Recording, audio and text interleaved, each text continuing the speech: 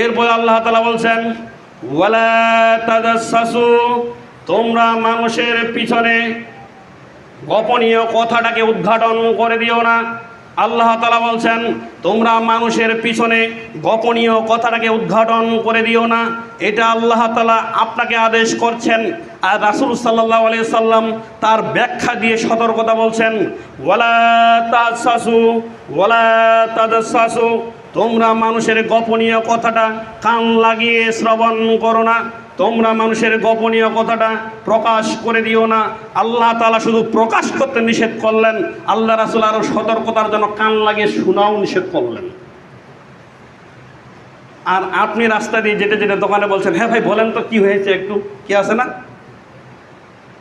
রাসূল সাল্লাল্লাহু আলাইহি সাল্লাম বলেছেন যারা মানুষের গোপনীয় কথাটাকে কান লাগিয়ে শ্রবণ করে, বিচারের মাঠে তার কানের মধ্যে তামাকে সীসাকে জাহান্নামের আগুনে গলিত করে তার কানের মধ্যে ঢেলে দেওয়া হবে। বলে নাউযুবিল্লাহ।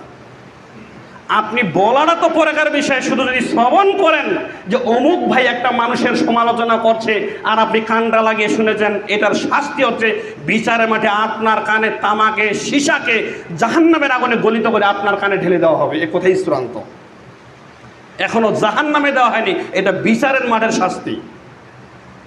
তাহলে বলা তো দূরের কথা, শোনাও কত অপরাধ, এই জিনিসটা চিন্তা করবেন। আর অমুক গ্রামের একটা ছেলেকে নিয়ে পালিয়ে গেছে, আপনি বলছেন একটু আমিও শুনি তো একটু কানটা লাগিয়ে, কি আছে কি না। এই শ্রবণ করা কত হারাম একটা জিনিস, খেয়াল রাখবেন।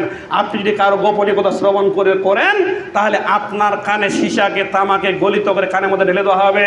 মুরব্বী আপনাকে বলছি, আপনার ছেলেকে বিবাহ দিয়েছেন, প্রায় 20 বছর হয়েছে, এখনো তারা স্বামী স্ত্রী কি চুপি চুপি কথা বলে, আপনি কান লাগিয়ে শুনেন কেন? আপনি শুনেন কেন? এটি হারাম, এটি হারাম। আপনার বৌমা আপনার ছেলে কি ফিস ফিস কথা বলে, এটা আপনি শ্রবণ করতে পারেন, এটি হারাম। ওই শাশুড়িও শুনতে পারবে না, ওই মাও শুনতে পারবে না। শ্বশুর শাশুড়ি কি গোপনে কথা বলে, কোনো বৌমা এবং ছেলে কখনো কান লাগিয়ে শুনতে পারবেন, এটি হারাম। খুবই সাবধান, খেয়াল রাখবেন। যদি এটা কেউ করে থাকে তাহলে তার কানের মধ্যে তামাকে সীসাকে গলিত করে ঢেলে দেওয়া হবে। নাউযুবিল্লাহ।